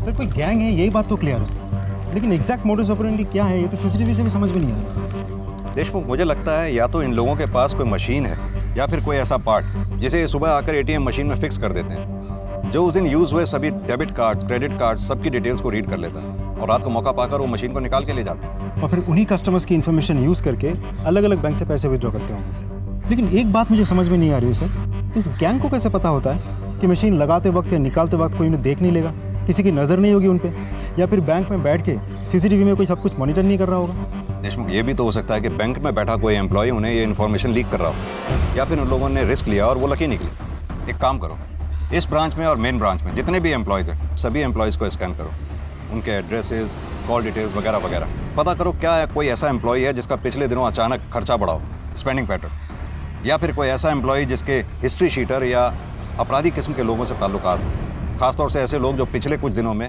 फाइनेंशियल स्कैम में पकड़े गए। सब कुछ सर।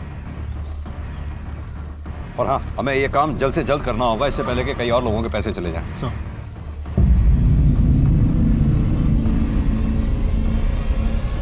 देखो जरा। सर।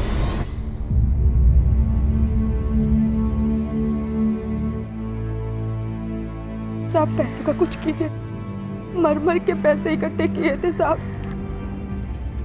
एक और विक्टिम। ये दवाई और लगेगी। और वो पिछली बार लेके आया था, वो तो खत्म हो गई। आपने पैसे डिपॉजिट किए ऑपरेशन के लिए? जल्दी करिए, कंडीशन बहुत खराब है। ऑपरेशन नहीं किया तो प्रॉब्लम हो जाएगी। नहीं, मैं कोशिश कर रहा हूँ। एक फाइनेंशियल एड फैसिलिटी है, हर हॉस्पिटल में होती है, हमारा हॉस्पिटल भी देता है। आप उनसे बात करके देखो ना। जी, थैंक यू। मतलब बेसिकली आपको ऑपरेशन का 30% पैसा जमा करना होगा, बाकी का पैसा आपको हॉस्पिटल लोन में देगा। सर हमारे पास पैसे होते तो हम यहाँ नहीं आते। उतना तो लगेगा ही, उसके बिना नहीं होगा। आप कोशिश तो कीजिए। और हाँ, तब तक आप अपने आईडी प्रूफ, बैंक की स्टेटमेंट और ITRs के पेपर भी जमा करा दीजिए, वो भी साथ में लगेंगे। किसी के उठाए एक कदम से न जाने कितने परिवार और अनगिनत लोगों की जिंदगियां तितर-बितर हो जाती हैं। और दुर्भाग्यवश चोरी करने वाला चोर एक पल के लिए रुककर ये नहीं सोचता है कि उसके इस किए का परिणाम क्या होगा। ये भी नहीं सोचता है कि अगर कोई उसके साथ ऐसा करे तो उसका क्या हाल होगा। कौन थे ये चोर जो अपने फायदे के लिए किसी भी हद तक जाने को तैयार थे, फिर वो चाहे किसी के सपनों की बलि चढ़ाना हो या किसी की जान की। सर बैंक एम्प्लॉयज के call details, addresses, background check सभी स्कूटनी कर ली, लेकिन कुछ हाथ नहीं लगा। जिन एटीएम से पैसे विड्रॉ किए गए थे उन सभी एटीएम्स के सीसीटीवी फुटेज भी हमने चेक कर ली। हर फुटेज में वही 3 सस्पेक्ट नजर आ रहे हैं, लेकिन किसी भी फुटेज में उनकी आइडेंटिटी से जुड़ी कोई इन्फॉर्मेशन हाथ नहीं लगी सर। देशमुख, उन एटीएम्स के आसपास कितने मोबाइल टावर हैं ये पता लगाओ। उस वक्त उस एरिया में एक्टिव हर फोन की इन्फॉर्मेशन निकलवाओ। अब इन तीनों तक पहुंचने का यही एक तरीका है। लेकिन सर उस टाइम तो वहाँ हजारों फोन एक्टिव होंगे। शिंदे, 1000, लाख, 10 लाख जितने भी हो, ऐसी सिचुएशन में हमारे पास कोई और ऑप्शन नहीं है। राइट, कई लोगों की, कई फैमिलीज की उम्मीदें हम पर टिकी हैं। चाहे जो भी हो, इन क्रिमिनल्स को जल्द से जल्द पकड़ना है, एट एनी कॉस्ट। जी सर।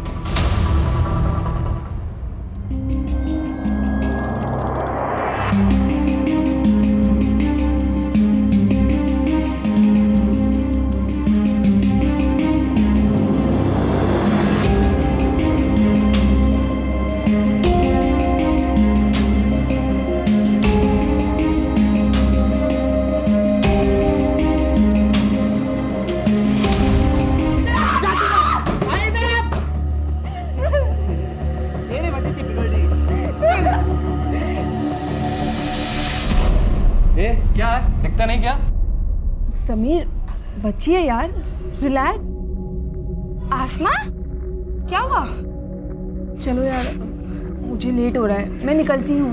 तन्वी, तुम घर जाओ, मैं सना को छोड़ के आता हूँ। ठीक है, तू चुप हो जा, मेरे साथ चुप। क्या हुआ?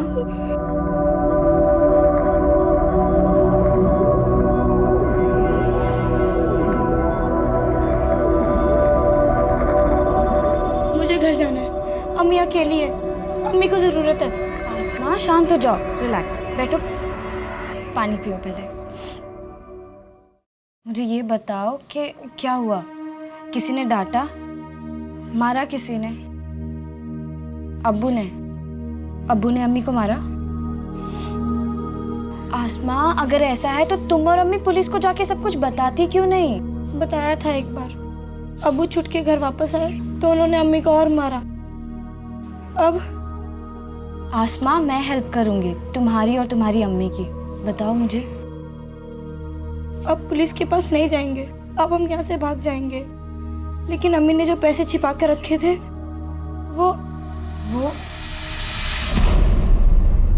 तन्वी बेटा, खाना लगाओ भाई, कितना टाइम हो गया? जी अब्बू। जल्दी। अब मैं चलती हूँ। क्या गिरा भाई? कुछ नहीं अब्बू, वो बस।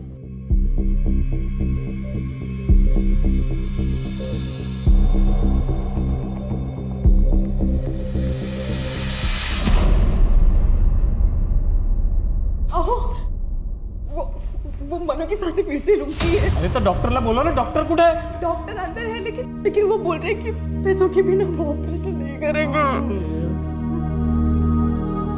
यार सब मेरी गलती, अपने बेटी के ऑपरेशन के लिए पैसा नहीं जमा कर पा रहा हूँ मैं। क्या करूँ एक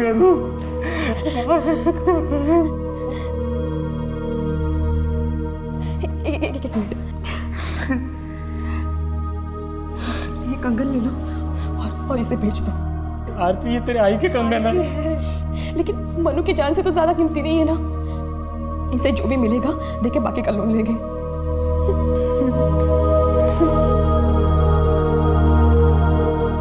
शरत, आरती और उन जैसे कई पीड़ितों की स्थिति वाकई में दुखदाई थी, लेकिन उनकी परेशानियां फिर भी बरकरार थी। इलाज के लिए गए कर्जे ने उनका जीना दूभर कर दिया था। वहीं दूसरी तरफ मायूस जिंदगी और बेरहम हिंसक पति से बचकर अपनी बेटी अस्मा के साथ कहीं दूर भाग जाने की जोया की योजना दिन ब दिन नाकामयाब नजर आ रही थी। इधर पुलिस अब भी अपनी कोशिशों में लगी हुई थी। उनके सामने कुछ 5 लाख फोन नंबरों में से अपराधियों के 3 फोन नंबर्स को ढूंढ निकालने जैसा विशाल का लक्ष्य था। बदकिस्मती से समय निकलता जा रहा था, पीड़ितों की परेशानियां बढ़ रही थी और साथ ही बढ़ रहा था चोरों का हौसला।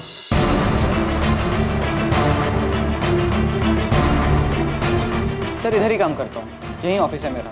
उस दिन थोड़ा काम था इसलिए जल्दी आ गया। सर मैं उसी एरिया में काम करता हूँ।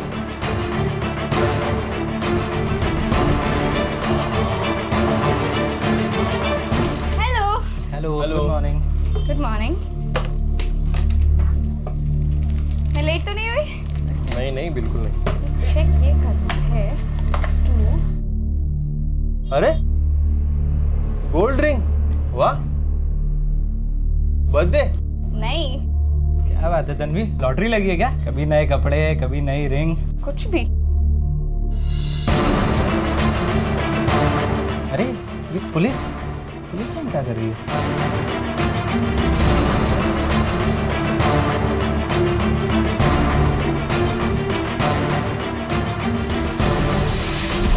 तन्वी कुरैशी। सर इस तन्वी कुरैशी की सारी इन्फॉर्मेशन निकलवाई मैंने। भाई और बाप के साथ रहती है, मलाड वेस्ट के एक मोबाइल शॉप में काम करती है। सैलरी करीब 18,000 रुपये, लेकिन खर्चे बहुत ज़्यादा है, इसीलिए डाउट गया इस पर। रॉबरी के बाद से ही रोज़ नए कपड़े, नया मोबाइल फ़ोन। अभी तक कोई ठोस सबूत तो हाथ नहीं लगा सर। देशमुख, वो सीसीटीवी फुटेज फिर से दिखाओ मुझे। सर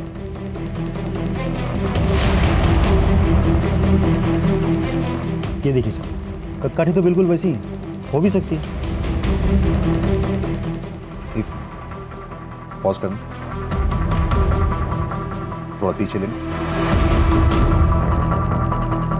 ये जूम करो। ये लड़की जिस फोन पे बात कर रही है ये कुछ पुराने मॉडल का नहीं लगता? ऐसे मॉडल आजकल दिखाई नहीं देते।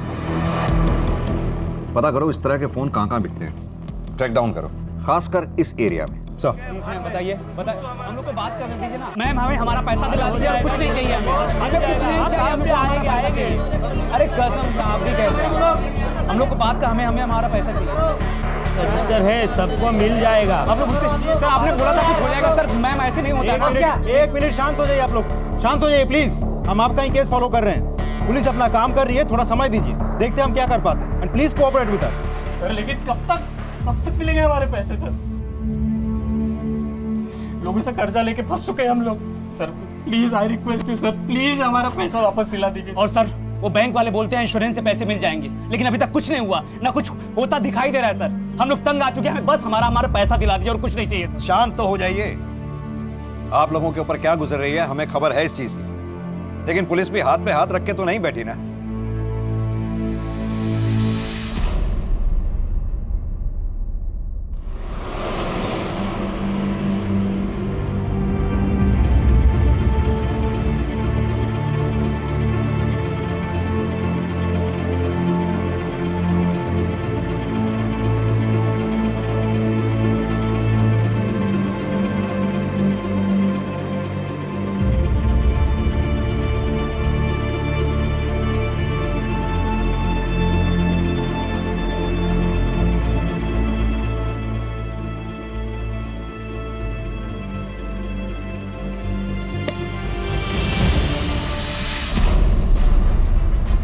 हर फोन का अपना एक यूनिक IMEI नंबर होता है जिससे उस फोन को ट्रैक किया जा सकता है। ये काम मानो घास के ढेर में सुई ढूंढने के समान था। उसी दौरान उसी जगह पर एक्टिव 5 लाख फोन नंबरों में से एक नंबर की पहचान की गई थी। केवल अपने कर्तव्य और निष्ठा के चलते पुलिस ने यह लगभग असंभव सा काम संभव कर दिखाया।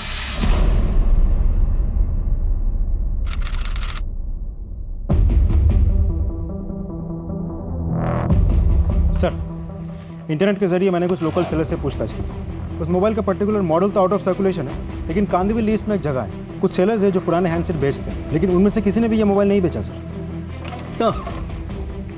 वो बुरखे वाली लड़की जिस फ़ोन पे बात कर रही थी उसका IMEI नंबर हमने ऑब्टेन कर लिया है। Good job Shinde. Thank you sir. जब उसने फ़ोन पे बात की तो उसकी टाइमिंग और लोकेशन को मैच करके हमने नंबर निकाला। Very good sir. अब इस IMEI नंबर पकड़ के हम उस दुकान तक पहुंच सकते हैं जहाँ से ये मोबाइल बेचा गया था। Great, get it as soon as possible. Sir. हाँ सर, एक नहीं 3 मॉडल बेचे थे ये। एक आदमी आया था जिसको पुराने मॉडल चाहिए थे। उसकी शक्ल वगैरह याद है? ठीक से तो याद नहीं सर, लेकिन बता सकता हूँ नॉर्मल हाइट का था और 30 के आसपास, मतलब 35 के अंदर समथिंग। शक्ल याद नहीं है, लेकिन 3 फ़ोन बेचा था वो याद है। वो तो सर कंपनी ने एक्चुअली मॉडल बनाना बंद कर दिया था, और मैंने बोला भी था उसको वो मॉडल लो जो मार्केट में चल रहा है, वरना पार्ट्स नहीं मिलते सर। उसमें मेरा भी थोड़ा सा फ़ायदा था कि मेरा पुराना स्टॉक निकल रहा था। बायर के डिटेल्स वगैरह? हाँ सर, 6 महीने पहले तक की डिटेल रखता हूँ मैं। 1 मिनट सर, CCTV नहीं। शिंदे इतने लकी तो हम हो नहीं सकते कि हमें CCTV फुटेज में मिल जाए। एकदम लकी हैं सर आप, मिल गया डिटेल। ये बायर का नाम, यही डिटेल देकर उसने सिम कार्ड खरीदा था। Thank you.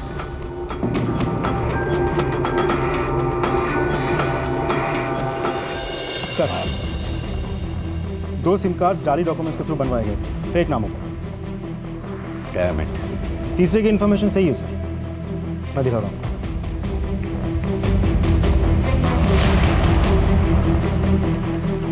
ये देखिए सर, कि तीसरा सिम किसी इजरायली औरत के नाम पर लिया गया है, Adina David. Israeli lady? Yes sir. Sir ये किसी इंटरनेशनल रैकेट का तो काम नहीं है? यानी कि ये इजरायली लेडी चोरों से कनेक्टेड हो सकती है। कांटेक्ट किया है इसे? सर हमने सोशल मीडिया के थ्रू मैसेज तो भेजा, जब वो रिप्लाई करेगी तब। अगर वो रिस्पॉन्ड करे तो? सर हमारे पास कोई चॉइस भी तो नहीं है, क्योंकि दुकानदार ने बहुत जनरल इन्फॉर्मेशन दिया था, शक्ल सूरत हाइट पर्सनैलिटी वो भूल गया था। यानी कि देशमुख ये इजरायली लेडी ही अब हमारे लिए लास्ट उम्मीद है। फिलहाल तो ऐसे लग रहा है सर। देशमुख, इजरायल एम्बेसी से कांटेक्ट करो, शायद इस लेडी के बारे में कुछ पता चले। सर। उस लड़की का क्या हुआ जो मोबाइल स्टोर पे काम करती है? हम नजर रखे हुए हैं, हर मोमेंट कैप्चर हो रहा है।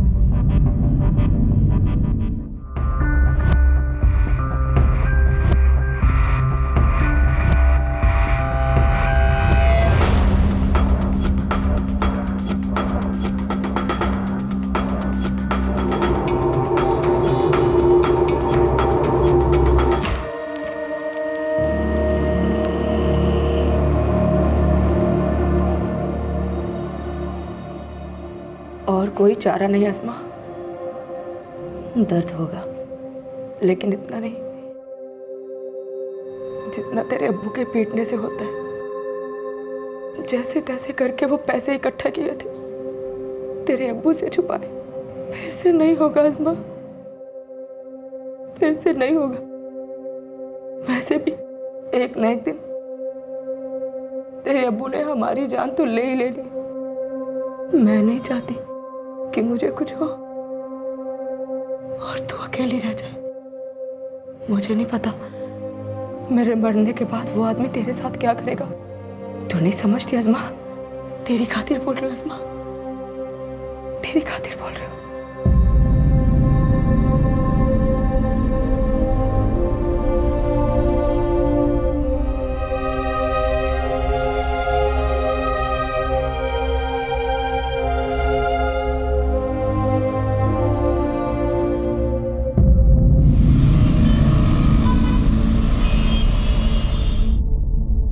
क्या? और नहीं तो क्या? अरे नुक्कड़ पे ही तो था मैं, अपनी आंखों से देखा मैंने।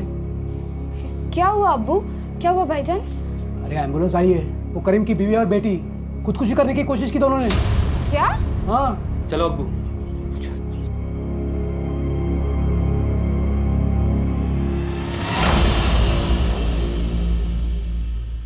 इट्स अंडर कंट्रोल, ठीक हो जाएंगे दोनों। लकीली सही टाइम पर ये घर पहुंच गए थे, वरना कुछ भी हो सकता था सर। नए पुराने काफी घाव है उनके शरीर।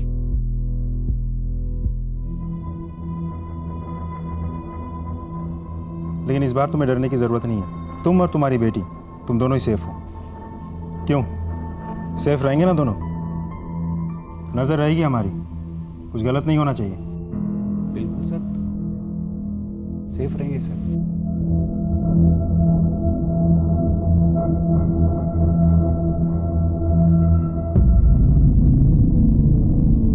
शुक्र है कि एक भयानक आपदा टली और किसी तरह से मां बेटी की जान बच पाई।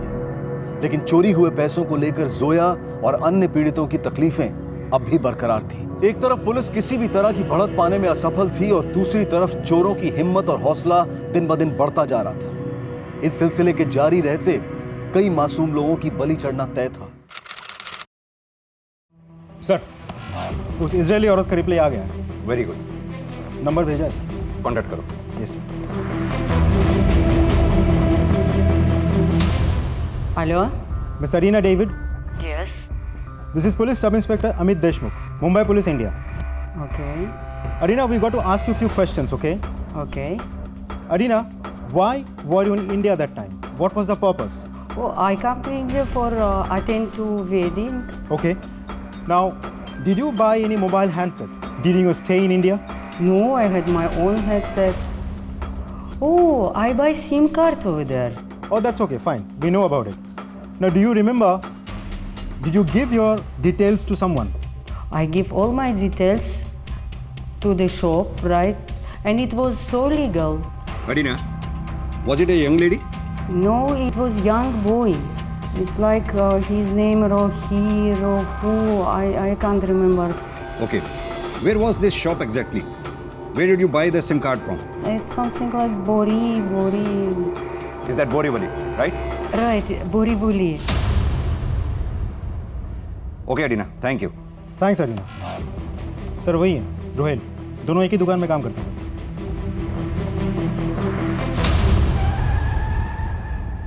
तन्वी कुरैशी और रोहेल शेख कहाँ है दोनों? सर तन्वी तो आज छुट्टी पे है और रोहेल आज काम पे नहीं आया, बोल रहा था तबीयत खराब है। एड्रेस दो। Okay sir. शिंदे, तन्वी पे कौन नजर रख रहा है? कांस्टेबल कामले सर। फोन लगाओ।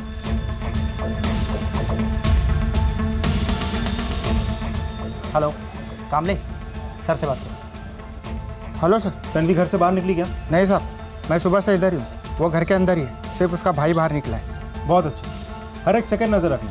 अगर वो घर से बाहर निकले तो पीछा करो और मुझे अपडेट करो। हो सर, जय Hind. Okay sir, address. Thank you. Rohail तो घर पे है नहीं सर, क्या हुआ? लेकिन रोहेल ने दुकान पे तो बोला कि उसकी तबीयत खराब है। वो सुबह दुकान के लिए ही निकला था। कुरैशी साहब। जी सर। साहब, आप यहाँ, क्या बात है? ये बात तो आप अपनी बेटी तन्वी से पूछिए। रोहेल कहाँ है? रोहिल, मुझे कैसे पता रोहिल? झूठ मत बोलो तन्वी, हमने सीसीटीवी फुटेज में तुम तीनों को एटीएम से पैसे चुराते हुए देखा है, तुम और रोहिल। तीसरा कौन था तुम्हारे साथ? एटीएम, कोई मिसअंडरस्टैंडिंग होगी। तन्वी, कोई मिसअंडरस्टैंडिंग नहीं है। हम तुम पर नजर रख रहे थे। तुम्हारी सैलरी इतनी कम, फिर भी रोज नए कपड़े, नया फोन, कहाँ से लाते हो इतने पैसे? चोरी करती हो क्या? तन्वी, क्या कह रहे साहब? नए कपड़े, फोन, क्या है ये सब? अब्बू, वो सब लिया था मैंने, पर आपको गुस्सा आता है इसलिए छिपा के रखा था अब्बू। लेकिन अब्बू यकीन मानिए, ये सब खरीदने के लिए पैसे भाई ने ही दिए थे, और भाई ने कहा था कि आपसे छिपा कर रखने को, वरना आप भाई को काम करने से रोकते, इसीलिए। अब्बू सॉरी, मुझे ये सारी अच्छी चीज़ें चाहिए थी, इसीलिए ये सब हुआ। यकीन मानिए, मैंने कोई चोरी नहीं की, कसम से मैंने कुछ नहीं किया, मैं कुछ नहीं जानती। तो फिर रोहिल से तुम्हारी मुलाकात कैसे हुई? मोबाइल शॉप में? नहीं सर, रोहिल को मैं स्कूल टाइम से जानती हूँ और शॉप में भी काम करता है, पर वो और भाई बहुत अच्छे दोस्त हैं, साथ ही होते हैं हमेशा। भाई का नाम क्या है? समीर। चलो तन्वी, अगर हम तुम्हारी बात मान भी लें कि तुम इन चोरी में शामिल नहीं हो, हमने सीसीटीवी फुटेज में 3 लोगों को एटीएम से पैसे चुराते देखा। 2 लोग तो हो गए, रोहिल और समीर। तीसरी लड़की कौन हो सकती है अगर तुम नहीं हो तो? नहीं पता सर, शायद भाई की गर्लफ्रेंड सना हो। ये समीर कहाँ मिलेगा?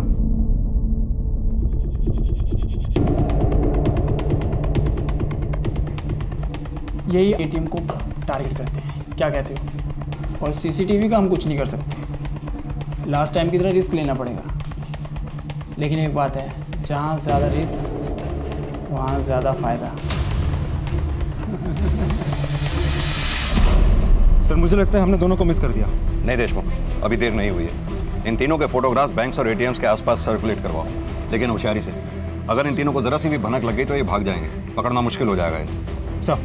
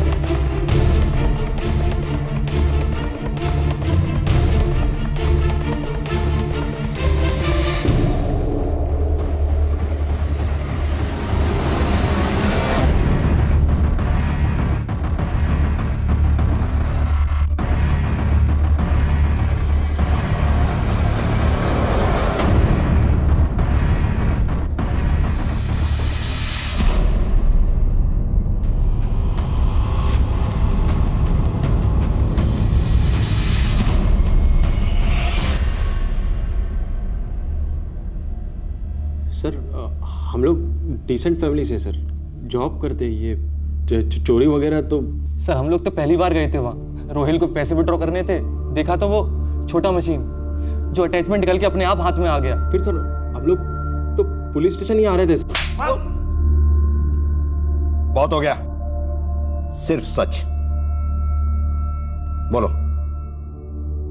तुम्हें पता है वुमेन्स जेल के अंदर हालत कैसी होती होगी? सजा है वो तो एक बात है, लेकिन जेल के अंदर बाकी के कैदी तुम्हें जीने नहीं देंगे। तुम्हारी वो हालत करेंगे जो तुम झेल नहीं पाओगी, और ना ही तुम्हें वहां कोई बचाने आएगा। समझ रही हो मैं क्या बोल रहा हूँ? बगल वाले लॉकअप में समीर और रुहेल का इंट्रोगेशन चल रहा है। उन दोनों में से किसी एक ने भी मुंह पहले खोल दिया ना, तो बाकी दोनों की सजा बहुत लंबी होने वाली है। अब तुम सोच के डिसाइड कर लो, हमारे साथ कोऑपरेट करोगी या?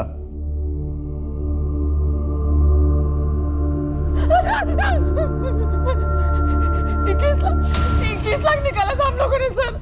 इस बार और निकालने का प्लान था सर। सर मैंने अभी आपको सब कुछ सच बता दिया सर। प्लीज प्लीज छोड़ दीजिए सर, प्लीज। ठीक है, मत बोलो। शिंदे, जूही से कहो कि सना की इतनी खाल उधेड़े कि वो अपने आप ही। जी सर। नहीं सर, सर प्लीज सर, सना को छोड़ दो सर, चोरी हमने की। चुप। सर चोरी हमने की है, लेकिन प्लान हमारा नहीं था, फरहान का था। यस सर, वही मास्टरमाइंड है, फरहान अहमद। सर हम लोग साथ में ही पढ़ते थे, वो हमेशा से ही पढ़ाई में आगे था, इंजीनियरिंग भी की, लेकिन जॉब नहीं मिला, फ्रस्ट्रेटेड था सर। लेकिन कुछ टाइम बाद सब कुछ बदल गया, गाड़ी, घर, अचानक से पैसा आ गया उसके पास। अरे वो बटला कहाँ है, बटला? अरे वो मुझे कल ही मिला था। भाई उसकी शादी होने वाली है अब। अरे क्या बात कर रहा है? सीरियसली यार? ये देख कितना हुआ। बिल आ गया। गाइस, ये ट्रीट मेरी तरफ से है।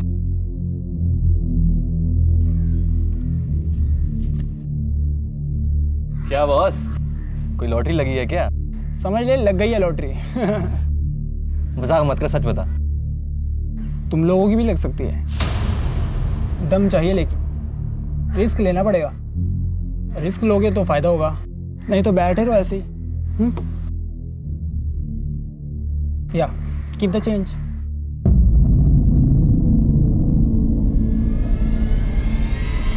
सर चोरी की हमने। हम लोग सुबह सिक्योरिटी के आने से पहले ही ITI बैंक के उस ATM में जाकर ये स्किमर और एक छोटा सा कैमरा इंस्टॉल कर देते थे। स्किमर उस ATM में इस्तेमाल हुए हर कार्ड का डेटा चुरा लेता और कैमरा लोगों के टाइप किए पासवर्ड को रिकॉर्ड कर लेता था। फिर हम रात को सिक्योरिटी के जाने के बाद आकर अपना स्किमर और कैमरा ले जाते थे। उसमें रिकॉर्डेड डेटा से हम डुप्लीकेट्स कार्ड बनवाते और फिर उन्हीं कार्ड्स के जरिए अलग अलग ATM में जाकर पैसे निकालते थे। लेकिन प्लान हमारा नहीं था सर, प्लान फरहान का था। Good job. अब चोरी किया डाटा डाउनलोड करना है और नए कार्ड्स बनवाने हैं और फिर नोटों की छपाई।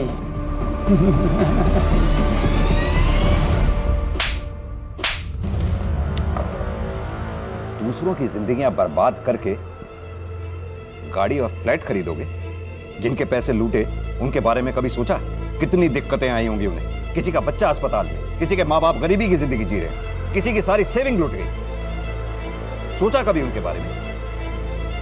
सर, ये फरहान के बारे में सारी डिटेल बताओ। बोलो। सर फरहान अहमद का कुछ पता नहीं चल रहा है, कहाँ गायब हो गया वो? ये स्कीमर्स वगैरह अरेंज करना, इतनी प्लानिंग करना कोई आसान काम नहीं है। ये कोई छोटा मोटा क्रिमिनल नहीं, पहुंचा हुआ क्रिमिनल होगा। ये रोयल समीर सना उसके प्यादे हैं। असली रैकेट काफी बड़ा है।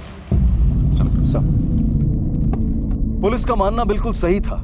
इस सारे रैकेट का सरगना फरहान अहमद आज भी फरार है, आजाद घूम रहा है। सूत्रों के अनुसार वो कहीं विदेश में छिपा हुआ है और ये केस अब भी अदालत में जारी है। इस बीच इस केस के शिकार पीड़ितों को अपने खोए हुए पैसे बैंक में जमा राशि पर मौजूद बीमे के कारण धीरे धीरे वापस मिले और आखिरकार जोया अपनी बेटी समेत अपने क्रूर पति से अलग होने की हिम्मत जुटा पाई। मैं ना अपना काम खत्म करके तुम्हें लेने आऊंगी, ठीक है? अच्छे से जाना। पुलिस के हस्तक्षेप के कारण जोया और अस्मा आज एक सुरक्षित जीवन जी रहे हैं। बाय। उन्हें मजबूर होकर शहर छोड़कर नहीं भागना पड़ा। शरत और आरती अपने बीते हुए कठिन वक्त को पीछे छोड़कर अपनी बेटी के साथ एक सुखमय जीवन व्यतीत कर रहे हैं। अपराधियों ने काफी होशियारी से एक पेचीदा प्लान बनाया और उसे बखूबी अंजाम भी दिया, लेकिन एक सत्य को नजरअंदाज कर बैठे जो कि अमिट है, अविवादित है, अजय है कि न्याय और अन्याय की जंग में जीत हमेशा न्याय की होती है। अपराध कानून को नहीं बल्कि आखिर में खुद अपराधी को ही खत्म कर देता है। बहरहाल सावधानी बरतना हम सबकी जिम्मेदारी है और अपराध को मिटाना सिर्फ कानून व्यवस्था का ही नहीं बल्कि हमारा भी उत्तरदायित्व है। इन अपराधियों के इरादों को नाकाम करना हमारी जिम्मेदारी भी है। अपने क्रेडिट कार्ड या डेबिट कार्ड का इस्तेमाल करते समय कुछ सावधानियां बरतनी बेहद जरूरी है। ATM के आसपास नजर घुमाएं। अगर उसके पास रोशनी ना हो, उसकी रखवाली करने के लिए कोई गार्ड तैनात ना हो या फिर ATM किसी सुनसान जगह पर हो तो उसका इस्तेमाल ना ही करें तो बेहतर है। कभी कभी ATM में कीपैड के ऊपर या उसके आसपास एक छोटा सा कैमरा छिपाया जाता है जो आपके द्वारा डायल किए गए पासवर्ड या पिन नंबर को रिकॉर्ड कर लेता है। इसलिए हमेशा पासवर्ड या पिन का इस्तेमाल करते समय अपने दूसरे हाथ से उंगलियों को और कीपैड को ढक लें। इस एपिसोड में दिखाई गई सावधानियों को ना भूलें और उन्हें अपनी रोजमर्रा की जिंदगी में लागू करें ताकि फिर से कोई इस तरह के अपराध का शिकार न बन पाए। इसी विचार के साथ अब मैं अनूप सोनी आपसे विदा लेता हूं। फिर मुलाकात होगी अगले एपिसोड में एक और चौंका देने वाले केस के साथ। तब तक अपना और अपने परिवार का ख्याल रखें और देखते रहें क्राइम पेट्रोल सिटी क्राइम्स। सबक एक को, सीख हम सबको। जय हिंद। क्राइम पेट्रोल के ऐसे ही मजेदार एपिसोड्स देखने के लिए हमारे चैनल को सब्सक्राइब करें